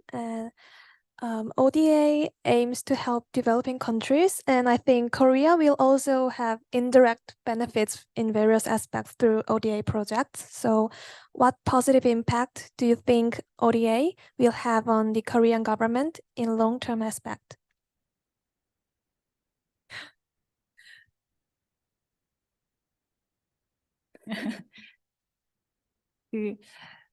it is not limited to climate change area, but overall ODA, when we deliver ODA, most of the time ODA delivering partner that KOICA has contract with Korean organizations. So we have this concept that when some area KOICA has a relative advantage, we can expand our experience to developing countries so that we can help the developing country and also use our expertise in those countries. Thank you for your answer. Indeed, I've just found one question in our chat room of Zoom. So, but I cannot see who raised this question. This is anonymous, so I will read it. So thanks for the great presentation.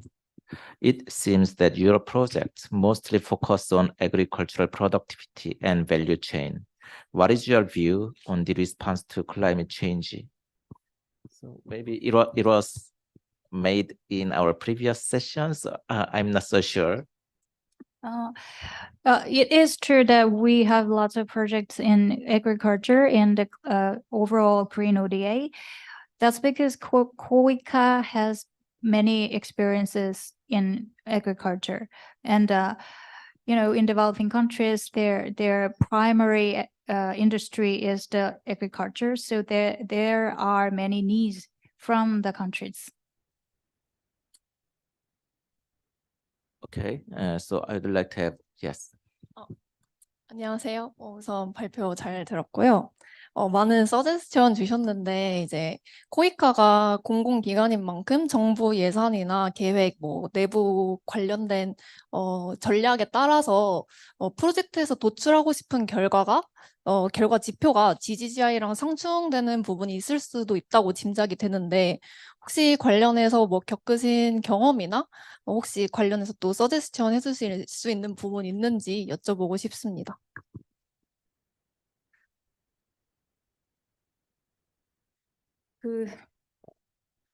상충되는 면은 많이는 없었다고 생각이 드는데요. 왜냐하면 이제 사업을 디자인할 때 코이카가 하고 싶은 것과 GGGI가 하고 싶은 것을 적절히 협의를 해서 사업을 딜리버리 하게 되기 때문에 상충되기보다는 우선순위는 좀 다를 수 있을 것 같아요. 한국 같은 경우에는 지금 앞분이 말씀하셨지만 한국 국내 산업에 어떻게 도움이 될 것인가 이런 거를 고려하지 않을 수 없거든요. 근데 국제기구의 경우에는 GGGI를 포함해서 그런 것보다는 이 개도국의 니즈에 맞는 것, 그다음에 전체적인 맥락에서 국제적인 맥락에서 고려하는 것들이 있기 때문에 그런 부분이 우선순위가 좀 다른 부분이 있었다고 생각하는데요. 제가 구체적으로 이게 어려웠다 이렇게 생각나는 예는 없는 것 같고요.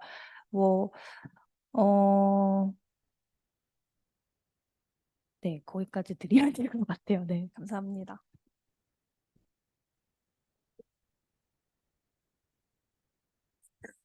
Hi, Heinrich again from GIZ.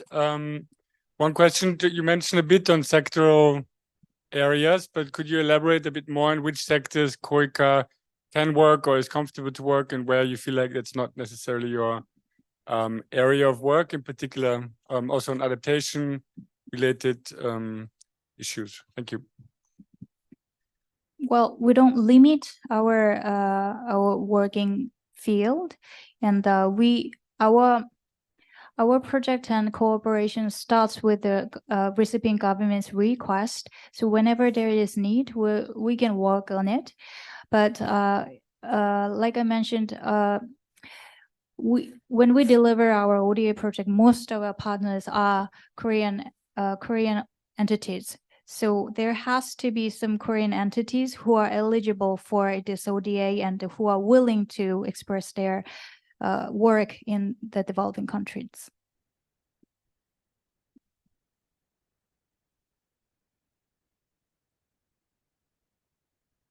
Thank you. I'm still looking for additional questions from the floor. So, yeah.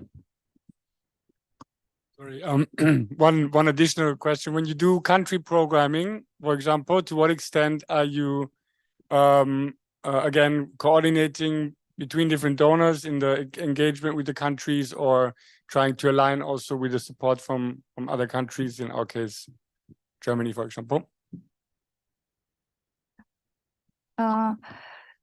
That's not that has been done in the field level. So COICA headquarters just give the general guidelines to just align your work with other donor agencies, etc. So in the field level, there is between the Korean entities, there has been ODA 협의체, ODA coordinating commission has been working under the leadership of Korean embassy, and we also COICA has been actively participating in the donor coordination meeting in the field level.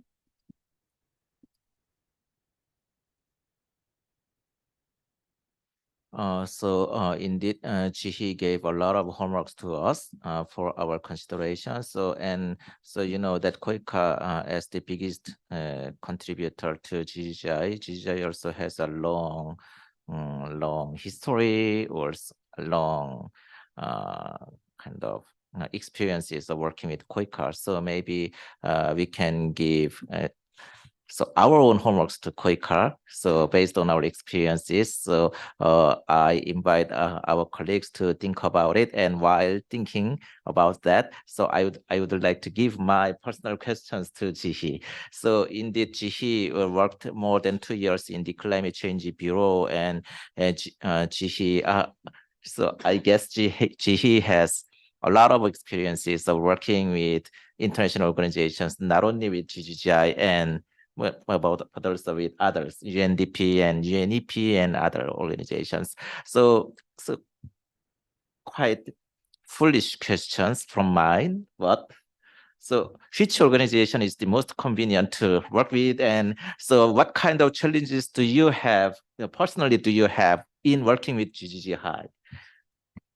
Well, GGI is the best because it has been easier for us to work with GGI because not only because GGI is in Korea, but GGI has Korea team.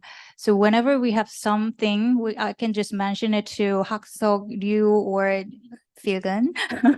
So they can take care of it. Anything that we raise, that's I mean, donor coordination is really well functioning in GGI. And one more thing that I noticed to GGI is they are very fast and effective. The larger organizations like UN agencies, they have they need a lot of time to make decisions and to implement some actions. But GGI was more faster and more like flexible to our needs. And what was your question? That's it? That answers your question? So indeed, I have another question. So which organization is the most convenient to work with? But maybe if you are reluctant to speak it, yeah, of course you can. Yeah, that was GGI. GGI was really easy to work with compared to other international organizations because, as I said earlier, for them there are really the bureaucracy within the organization was huge, but I see in GGI is more flexible and more willing to deliver what donor wants.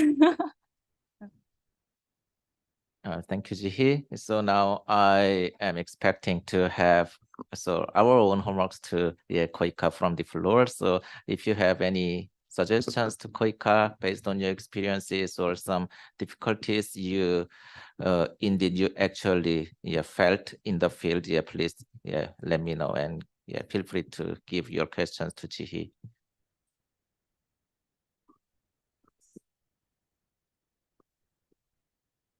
Thank you for your presentations. So I would like to ask you a question based on my working experience with COICA. So I feel that COICA appears hesitant in designing and implementing the projects in uncharted territory because the COICA the project is usually designed based on the CPS, if the GGI or other project proponents would like to propose the project to the KOICA in that kind of areas, what is the process for proposing the project, or what kind of step we should follow? Thank you for the very difficult question, Philgan. Well, I agree with you. When KOICA is discovering new area, KOICA could seem as reluctant because for other areas like KOICA has been around for 30 plus years, and then, for example, in the health project, we have hundreds of projects, and we know what went good and what went wrong, and what we have to do to prevent the risks that the project has. But in the climate project in general, it's an unknown field to KOICA. We don't have long experience in this area, and it's very difficult to develop new project in the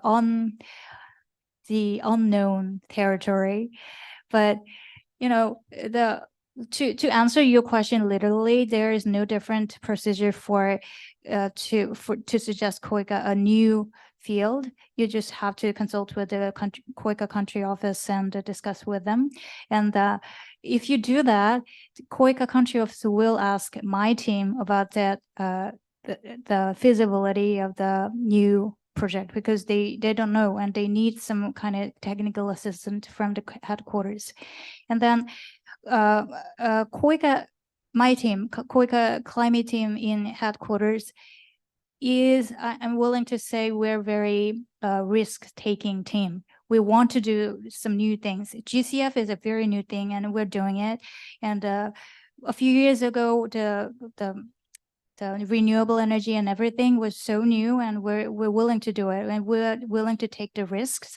But it's these days it's more like my team pushes the country offices to do more and to take risks. So the key is to persuade the country office to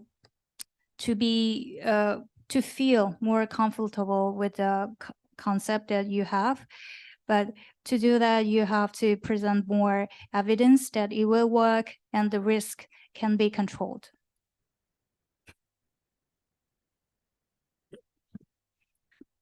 Thank you. Thank you for questions and answers from Jihi. So I would like to have one more last questions from the floor or from the online participant. So if you have questions, please raise your hand, and if not, yes.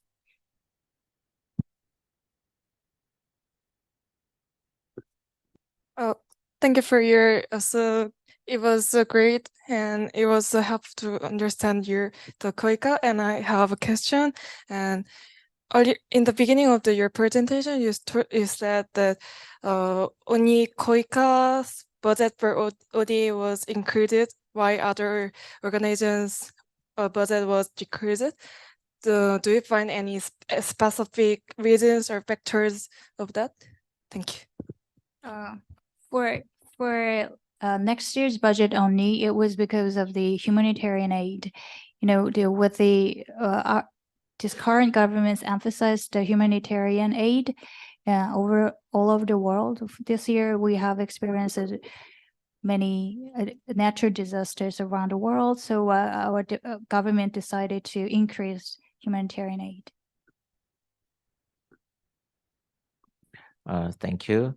So indeed, recently, I feel every day that environment is becoming more developmental. I mean, the development prone, and vice versa. Development also is becoming more environmental. So the Climate Change Bureau of KOICA is the engine of the trend. And so herewith, it is great pleasure to invite Jihi for her to share her experiences and KOICA's policies with us. And please give Jihi a round of big applause. Thank you. Yeah. And with it, I would like to wrap up today's session. Thank you so much.